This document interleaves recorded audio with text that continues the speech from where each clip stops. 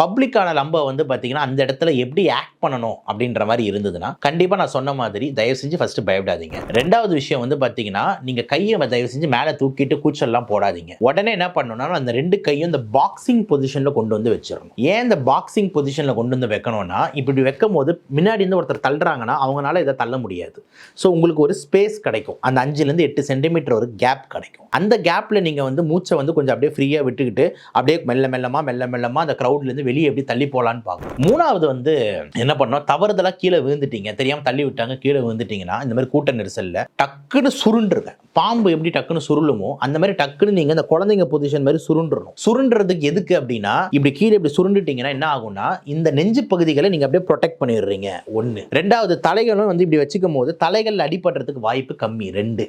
மூணாவது தொண்டை பகுதியும் ப்ரொடெக்ட் ஆகுது. 3. அதே மாதிரி இந்த க்ரௌடில் நீங்கள் இருக்கும் போது அப்படியே அந்த க்ரௌடு போகிற ஃப்ளோலேயே அப்படியே போகும். ஆப்போசிட் டைரக்ஷனில் வரணும்னு ட்ரை பண்ணாதீங்க. அது உங்களை இன்னும் வந்து டேஞ்சரில் வந்து உள்ளாக்கும்.